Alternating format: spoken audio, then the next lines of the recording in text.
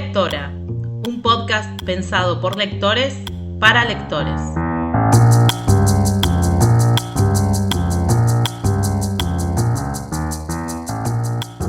Hola a todos, mi nombre es Fabiana Trujillo, conmigo está mi compañera Vanessa Escoda. Hola. Y les damos la bienvenida a la última entrega de este año de Tribu Lectora, un podcast pensado por lectores para lectores, donde la literatura es nuestro territorio y la lectura nuestra lengua común. En nuestro punto de encuentro quincenal, nos reunimos a conversar sobre libros, autores, rutinas de escritura y recomendaciones para leer, ver y escuchar. Así es, también mensualmente nos reunimos en nuestro club de lectura, un club de lectura virtual, del que pueden encontrar todavía más información en Instagram. Se encuentra como tribulectora.cdl, así que estén atentos porque de hecho próximamente en la red estaremos anunciando las novedades del club y lo que está por venir para el próximo año. Sí, estamos preparando algunas sorpresas, Sí. algunos cambios. Bueno, nuestro club virtual ya cerramos las lecturas este año. Lo hicimos con cosas pequeñas como esas de Claire Keegan, autora que también pasó por nuestro podcast con la novela Tres Luces. En enero nos vamos a tomar un descanso para seguir armando el año 2024 y vamos a encontrarnos nuevamente en febrero y ya en los próximos días les vamos a contar cuál será la lectura para comenzar el año. Sí, mientras tanto, en este octavo y último episodio de Tribu Lectora, vamos a conversar sobre una obra que recopila una serie de cartas. Esta novela o este texto, que no podríamos llamar exactamente una novela, pero este texto tiene como título 84 Charing Cross Road, y creo que es un libro que muchos amantes de las librerías, los libros usados, van a disfrutar.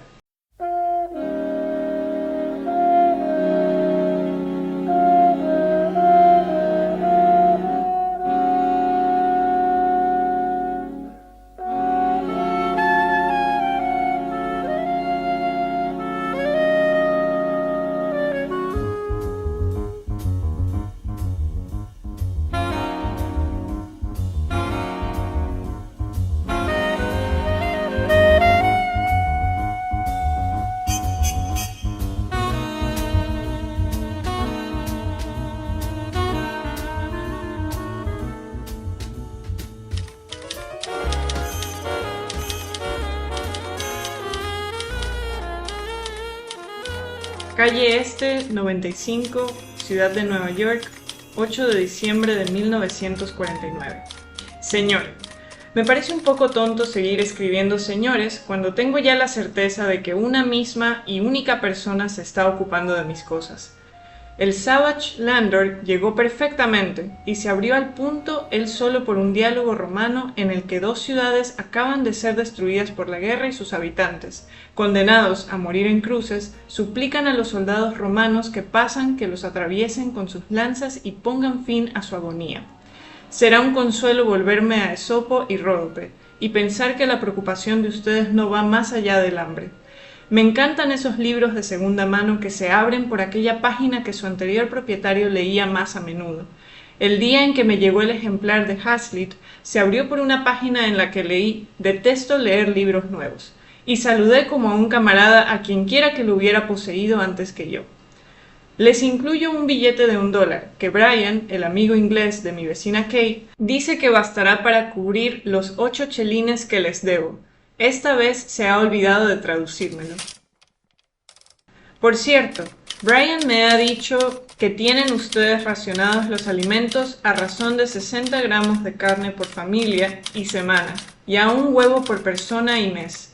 Me he quedado horrorizada. Tiene un catálogo de una empresa británica con sucursal aquí, mediante la cual envía por avión alimentos desde Dinamarca a su madre. Así que yo también voy a enviar a Mark's Co. un pequeño regalo de Navidad. Espero que sea suficiente para todos ustedes, pues me dice que las librerías de Charing Cross Road son todas muy pequeñas. Lo envío a su atención FPD, quien quiera que sea usted. Feliz Navidad. Helen Huff.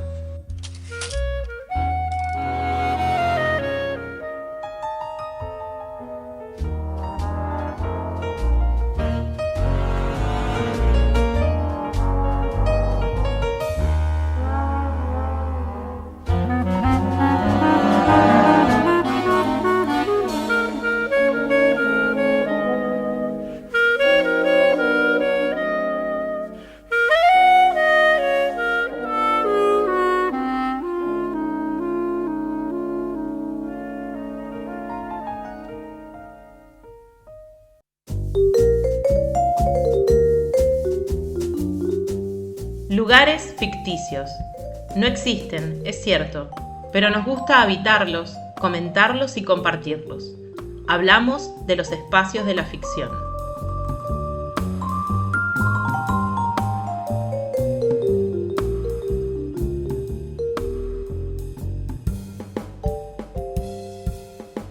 Escuchábamos un fragmento de 84 Charing Cross Road de Helen Hunt. Comentamos un poco de qué va este libro, ya mencionaste algo, Fabi. Esta es una colección de cartas editada por la misma autora. Son cartas que ella intercambió a lo largo de muchos años con los empleados de una librería de usados en Londres. El empleado que más vamos a encontrar en estas cartas es Frank Doyle. Pero a lo largo del tiempo que ellos comparten e intercambian cartas, se van sumando otros empleados a los que les da mucha curiosidad la señorita Hunt, y también se van sumando familiares de los empleados que van recibiendo regalos, atenciones de Helen. Creo que también para tener un poco de conocimiento sobre esta autora, vale la pena de todas maneras, como solemos hacer, revisar un par de datos biográficos. Helen Hunt fue una escritora norteamericana que nació en el año 1916 en Filadelfia. Ella empezó a escribir a través de escribiendo obras de teatro, pero también escribió guiones para la televisión, libros infantiles, ensayos y novelas. Sin embargo, no fue sino hasta el momento en el que se publica esta colección de cartas que realmente ella recibe la atención que quizás merecía antes, porque de todas maneras es una excelente escritora, pero fue con esta que alcanzó la atención o el reconocimiento de los lectores. Además de esto, ella también fue colaboradora en medios de comunicación como The New Yorker y lamentablemente, ella falleció el 9 de abril en 1997 en Nueva York, donde ella residía. Sí, lo que vos comentabas, Fabi, el reconocimiento de Hunt llega cuando ella decide, a la muerte de su interlocutor principal, sí, de este librero, Frank Doyle, publicar las cartas en una selección que nos va narrando una historia. No están todas las cartas que ellos enviaron, nos damos cuenta porque en algunas hay preguntas que no se responden, en otras hay respuestas de preguntas que no sabemos dónde están, pero en esta selección hay una historia contada, que es la historia de una amistad que va creciendo entre Helen y las personas que eran parte de esta librería. Sí, sobre todo el vínculo entre Frank y Helen y su familia posteriormente. Esta es una obra que nos lleva también a conversar sobre este género que creo que también se conoce como un género menor de la literatura, que es el género epistolar. Y a mí lo que me llama la atención de haber leído esta serie de cartas es el hecho de, como tú dijiste, Vane, hay una historia y el hecho de haber seleccionado también crea una narración. También me atrajo la característica de que el género epistolar ficcionaliza. Estamos frente a la subjetividad del que escribe, que de alguna manera, como está en un acto de escritura consigo mismo, idealmente sin interrupciones, también está creando una historia. Está escribiendo algo que podría tener, en algunos casos, una especie de inicio, nudo, desenlace. Sí, y hay cuando escribimos una carta, si es que aún lo hacemos, yo lo pienso un poco como el ejercicio de publicar en redes sociales.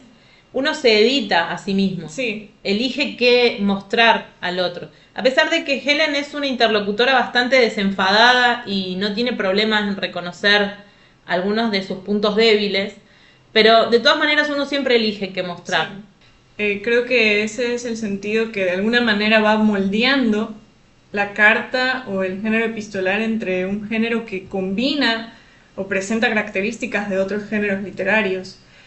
Algo interesante dentro de lo que se menciona también como características de este género es la intimidad que representa escribir una carta, leer una carta, la confidencia que hay también detrás de este intercambio y cómo por lo general podríamos decir que eso se comparte, por ejemplo, con la poesía, el género lírico. Cuando yo escribo un poema también estoy de alguna manera develando sentimientos,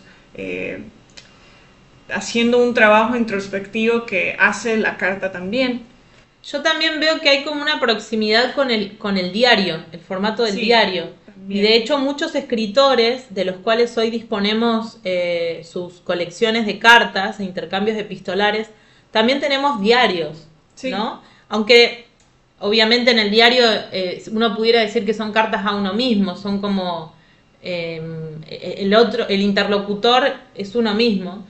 Pero me parece que hay como una proximidad ahí en los dos géneros, ¿no? Sí, a mí también. Algo que encontré leyendo un poco sobre las características de este género o subgénero literario es el hecho de cómo también, además de parecerse, por ejemplo, al género lírico en esta característica de lo subjetivo, también está su relación con la crónica, porque escribir una carta también tiene un elemento documental, de fechas, de contextos, y eso también se percibe ahí al leer las cartas de Helen Huff. Claro, en las cartas uno puede ir enterándose de detalles sobre la época. Son cartas, escritas en la posguerra, en la que Inglaterra estaba sufriendo un fuerte racionamiento de alimentos o de productos, por ejemplo. Y muchas de estas cosas las vamos conociendo a través de los detalles que nos da Helen y sus interlocutores en las cartas. Por ejemplo, no podían acceder al huevo, la carne. En alguna parte se menciona incluso las medias de nylon para las mujeres. Que ella envía. También. Que ella tiene el detalle de enviarle a las trabajadoras de la librería y a la esposa de Frank, a Nora. Es interesante cómo en este género van confluyendo muchas características de otros géneros. También está un último rasgo que quisiera mencionar es cómo la carta tiene un elemento también a veces aleccionador, porque hacemos reflexiones, invitamos a nuestro interlocutor a que también las haga con nosotros, y en ese sentido se parece al ensayo también, al género del ensayo, porque tenemos algunas preguntas, como tú dijiste, a veces hay preguntas a las que no recibimos una contestación, son preguntas que pudieran parecer retóricas, preguntas de reflexión que también utilizamos en las cartas. En 84, Charing Cross Road, encontramos muchos temas que podríamos abordar, pero queremos mencionar algún otro, además de la cuestión epistolar, que tiene que ver con la figura de los libreros, la figura de los libros de viejo, porque Helen Huff es una gran relectora de libros. Sí. Ella dice algo sumamente interesante, que es: va contra mis principios comprar un libro que no he leído previamente. Es como comprar un vestido sin probártelo. ¿Sos de releer? Sí, soy de releer. Aunque también, creo que a veces sí me aventuro a comprar sin haber leído. Tal vez por reseñas, comentarios, recomendaciones, tomo ese riesgo de comprar sin saber, sin tener todo el conocimiento. Sí, o ir detrás de un autor que uno ya ha leído antes. Pero es sumamente interesante porque ella más adelante dice: mis amigos son muy peculiares en cuestión de libros. Leen todos los bestsellers que caen en sus manos, devorándolos lo más rápidamente posible y saltándose montones de párrafos, según creo. Pero luego jamás releen nada, con lo que al cabo de un año no recuerdan ni una palabra de lo que leyeron. Sí. Y yo puedo decir que en alguna época fui una lectora así, lectora voraz, de darle como grandes mordiscos al texto, y gracias al club y a la posibilidad que tenemos muchas veces de conversar en grupo las lecturas, o de la necesidad de volver a los textos para preparar las sesiones, aprendí a releer, y realmente es un ejercicio maravilloso el de volver a saborear los textos. Sí, es verdad. Creo que a mí también me sucedía eso cuando empecé mi camino por la lectura, pero alguien en algún momento dijo, alguno de mis maestros de la universidad, recuerdo, que había mencionado lo indispensable que es hacer una segunda lectura, que es ahí donde verdaderamente entiendes más o captas más la esencia de lo que estés leyendo, o lo que no habías visto, detalles en la primera lectura, aparecen en esa segunda lectura y por qué no en una tercera o las que sean necesarias o las que busquemos.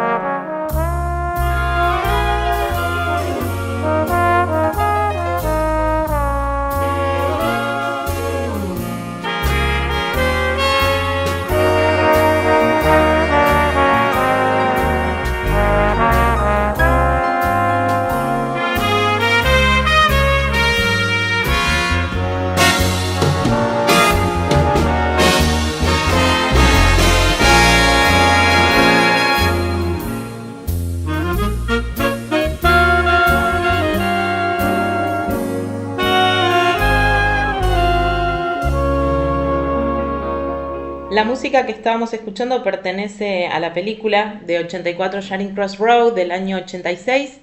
Es música compuesta por George Fenton.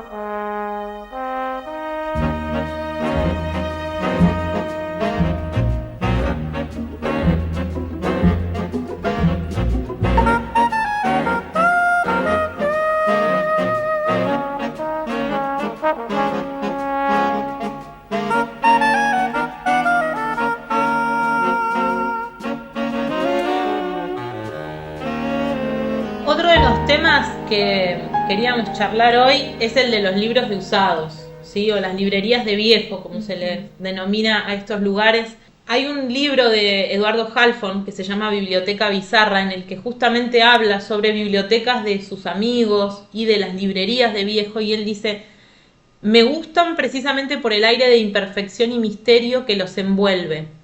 Las páginas manchadas o dobladas por los dedos de otro, las frases subrayadas o párrafos marcados en amarillo que le dieron algo a alguien más, las curiosas anotaciones y reflexiones en los márgenes, la eventual dedicatoria en la primera página, a veces enigmática, a veces absurda, a veces del mismo autor. Y cita Halfon a Virginia Woolf, que decía que los libros de viejo son libros salvajes, libros sin casa, y tienen un encanto del que carecen los volúmenes domesticados de una biblioteca. Sí, es verdad. ¿A ti te gustan los libros usados, los que están en esas condiciones? ¿O prefieres...?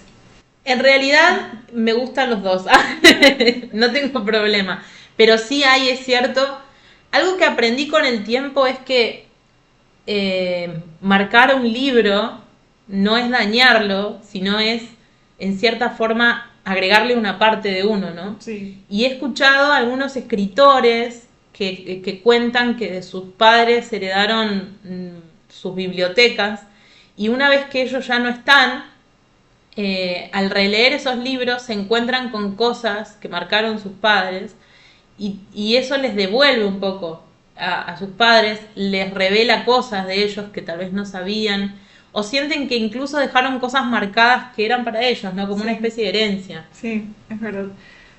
A mí me gustan, pero también hay un gusto en el libro nuevo que no puedo evitar. Me fascina tener un libro nuevo o leerlo, y también pensar en lo que yo voy a marcar o en lo que yo voy a hacer con ese libro. Pero algo que en lo que me hiciste pensar fue en cómo heredamos libros, heredamos bibliotecas. Recuerdo que en la universidad heredé, por llamarlo de alguna forma, aunque fue algo que obtuve, unos textos de otros compañeros que ya estaban en ciclos más avanzados. Claro. Y tú podías ver ahí preguntas, anotaciones, comentarios, y de hecho en el proceso yo hice exactamente lo mismo. Y también en algún momento le compartí eso a algún otro estudiante. Entonces es como esa herencia, no sé, librera, herencia, no sé cómo llamarla.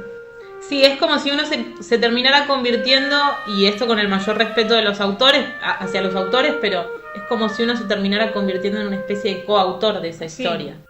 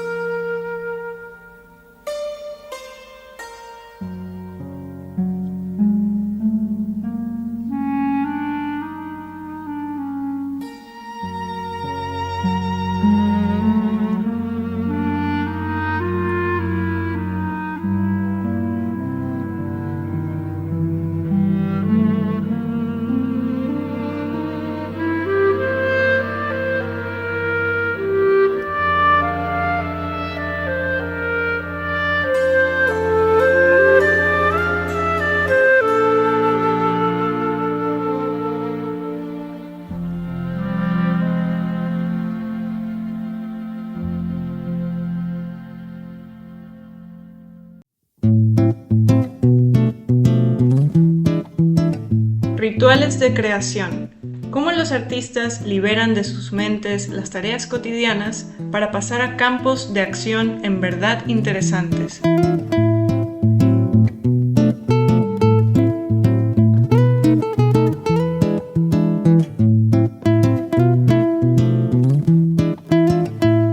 Cuestiones de creación sobre Helen Hanff, mucho no vamos a poder comentar porque tampoco es tanta la información que tenemos de ella, ¿no?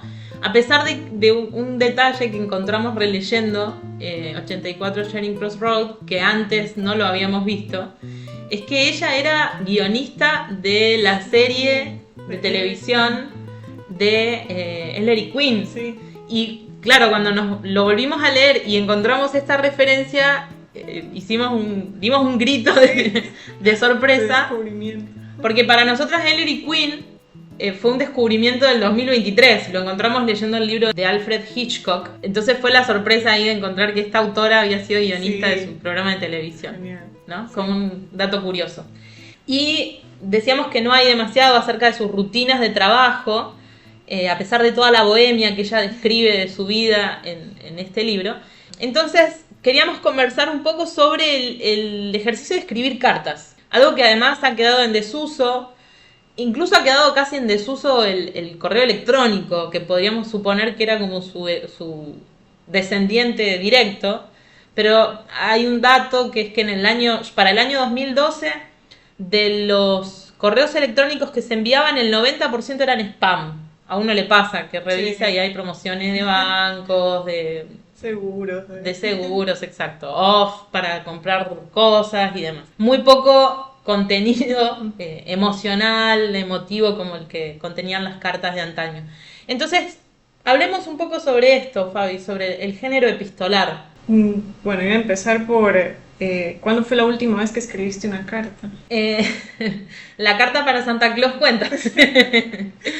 Hace bastante tiempo. Sí, hace bastante. Sí, hace mucho. Creo que la última carta que escribí fue una carta ¿de qué habrá sido? Una carta de cumpleaños, me parece que fue en algún momento para mi papá. Y al leer a Helen Hanff, sí estaba pensando un poco nostálgicamente en lo que representaba para mí escribir esas cartas. Cartas, inclusive cartas que intercambiaba con compañeros del colegio, cartas donde escribías tal vez, no sé, verdades un poco absurdas como te quiero, gracias por ser mi amigo, ese tipo de comentarios muy adolescentes. Pero el ejercicio como tal es algo que sí creo que lamento que no sea una práctica que sea más, no sé, más difundida, más compartida, más... Me pregunto cómo sería que se fomentara más en las escuelas o en los colegios el ejercicio de escribir cartas. Sí, porque se enseña dentro de los géneros muy al pasar, ¿no? Sí. El género epistolar. Estaba pensando en que yo empecé a escribir cartas por correspondencia a través de revistas infantiles cuando era chica y me dio curiosidad saber si eso sigue existiendo y hay páginas como Pen Pals, por ejemplo, que te permiten contactar personas y hacer intercambios epistolares con gente de todos lados del mundo, ¿no? Uh-huh. Y hay algunas iniciativas sumamente interesantes. Hay otra en Estados Unidos que uno paga una suscripción mensual y todos los meses un escritor escribe una carta que se distribuye entre los miembros del club, pero en papel, no digital, no un newsletter como recibimos ahora, sino una carta en papel. Y así algunas iniciativas que promueven el hecho de escribir cartas. Sí, eso está muy bien. Me pregunto cómo sería si hubieran más ejercicios como esos. También por el hecho de lo que una carta conserva, ¿no? Es decir, bueno, quizás una carta ya... no una carta, por ejemplo, por el valor que tiene histórico, y bueno, más allá de lo histórico, el valor emocional o el valor de lo que esa relación significa. Pienso también un poco en cómo con esas cartas se conserva tanto de la historia y de las relaciones humanas, que es triste hasta cierto punto pensar en que en algún momento ya no existan en lo absoluto. De la pérdida que significa el ya no escribir cartas, Hay algunos libros interesantes que igual después se los vamos a mencionar como recomendación, pero por ejemplo Carlos Monsiváis, el escritor mexicano, tiene un libro que se llama El género epistolar, y él dice, cuando nos dejamos de escribir cartas, el autoanálisis perdió un espacio fundamental. Sí. Y escribir, se escribe para ser plenamente lúcido sin necesidad de escribir un ensayo. Y es un ejercicio de inteligencia que ya no hacemos. Algo en lo que vos podés darte el tiempo de pensar lo que vas a poner, elegir las palabras. También le da tiempo a la persona que la recibe de pensar en la respuesta. Ahora en los correos electrónicos o los mensajes de WhatsApp y demás, sí, te demandan una respuesta inmediata. Sí, o sea, si a los 10 minutos no lo vio la persona y no contestó, uno empieza con una especie de ataque de ansiedad. Sí. Y con la carta no pasaba, porque la carta demoraba al menos unos días. Sí, sí. También creo que estaba, voy a decir, bendecida, entre comillas, por decirlo de alguna manera, con ese silencio del que ya no tenemos el agrado de poder disfrutar con la inmediatez del WhatsApp, de los correos electrónicos, porque una carta tiene un momento en el que yo al menos percibo que no hay ruido. No tengo el ruido de las exigencias del otro, no tengo el ruido inmediato, solo soy yo y la carta y las palabras del que escribió. También eso me lleva a pensar un poco en el espacio de las cartas en las librerías como género. También me lleva a pensar en por qué no se publicarán más colecciones de cartas. A veces tengo la impresión de que se da prioridad al peso del autor. Sí, también puede haber problemas de cesión de derechos, sí, o con los familiares de la persona involucrada, sí. Que además es muy habitual en este caso y en el de los diarios, porque muchas veces se revelan cuestiones muy personales, sí, en las cartas, ¿no? Sí, es cierto. Pero vos, fuera de micrófono, me hacías una pregunta, que era la pregunta de qué pesa más a la hora de editar un libro de cartas.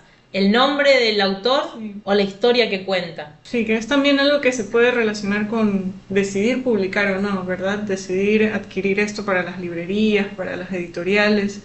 Y a veces pienso yo, porque no he consumido muchos libros de cartas, de colecciones, que se da más importancia a quién es la voz detrás de las cartas, pero no tanto el valor que tiene la historia que se cuenta en las cartas. Pienso en autores que no eran necesariamente conocidos por ser escritores, como puede ser Abelardo y Eloísa o Madame Sévigny, de los que hoy tenemos colecciones de cartas, porque lo que contaban era maravilloso, ¿sí? Porque lo que transmitían con sus palabras los convirtieron en referentes del género epistolar. Sí.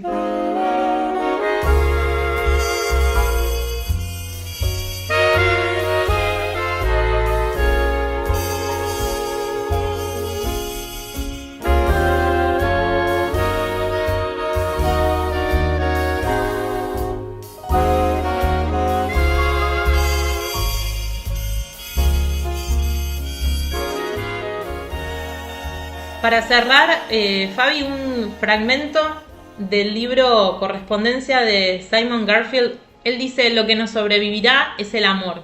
Las cartas cumplen y salvaguardan esta profecía. Sin cartas nos arriesgamos a perder la perspectiva de nuestra historia, o al menos sus matices.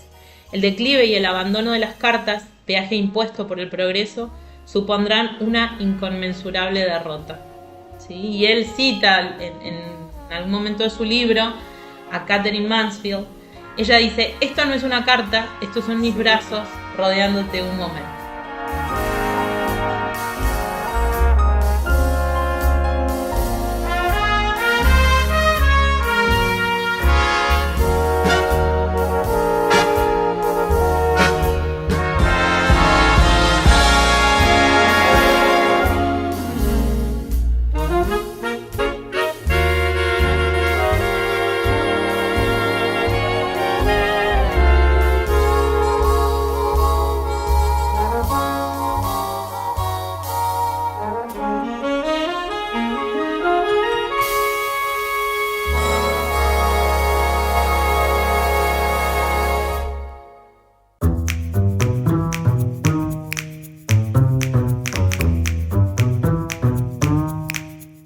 Antídotos tribales. Recomendaciones que pueden neutralizar o contrarrestar los efectos de los venenos contemporáneos.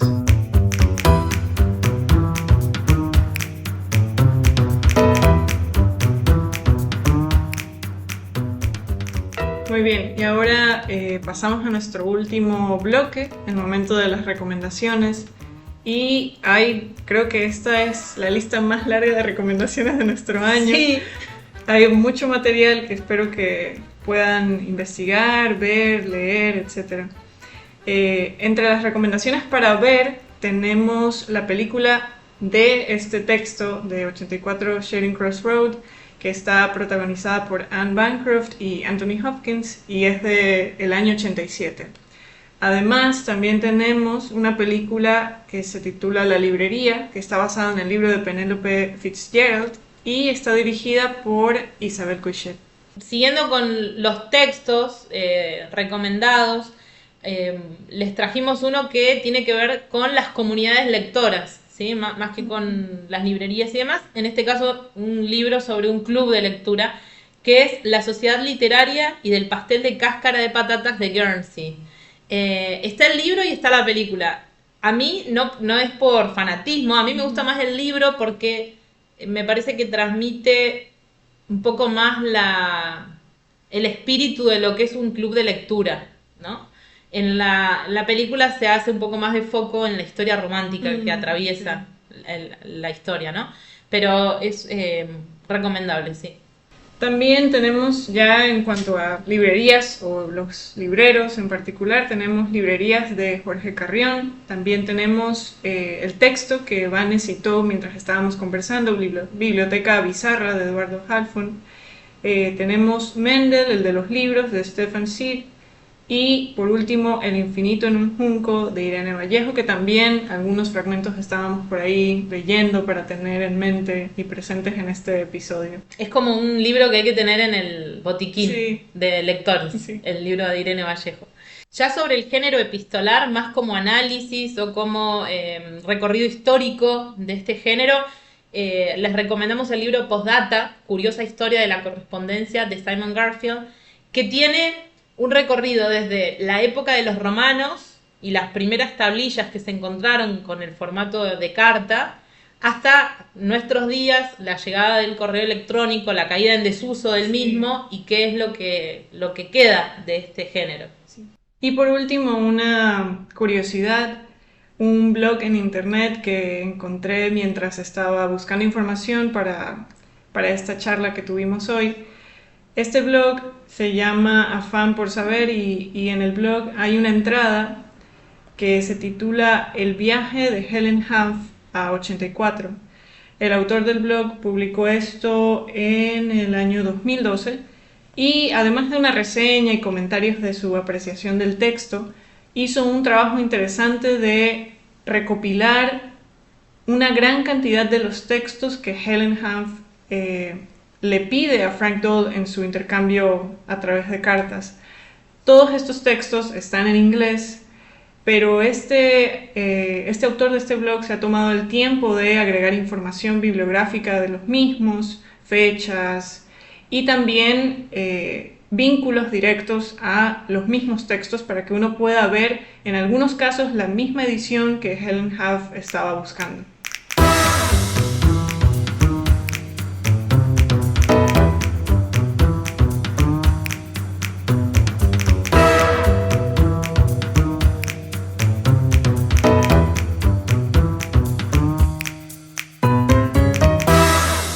Llegamos al final de este octavo encuentro de Tribu Lectora del año 2023, el último, ya nos vamos a volver a escuchar en el 2024. Antes de cerrar, como una última recomendación que les hacemos es, si tienen la posibilidad de tener una librería de usados o no, una librería pequeña, una librería independiente cerca suyo, visítenla. Tal vez no siempre hace falta comprar nada, ¿no? Pero son espacios en los que uno aprende mucho, ¿sí? Yo quería aprovechar esta oportunidad para dedicarle este programa, agradecerle por su trabajo y por su amistad, por sobre todas las cosas, y por haberme presentado a Helen Hunt, a Fernanda Salgado, que es dueña de una librería, la librería más antigua de la Patagonia Argentina, que es Quimue Libros, y decirles que, bueno, si tienen un Frank Doyle o una Fernanda Salgado en sus vidas, cuídenlo. Sí, apóyenlos también. Porque son como joyas difíciles de encontrar y son grandes amigos de los libros y de los lectores de los que uno puede aprender muchísimo. Saliendo de esta recomendación, queremos agradecerles como siempre el haber estado allí escuchando a través de estos 8 episodios. Desearles una feliz Navidad, un feliz Año Nuevo y los esperamos en el siguiente episodio, como les decíamos, en el 2024 a través de Spotify, con más para leer, pensar, hablar y seguir leyendo. Nos vemos en el 2024.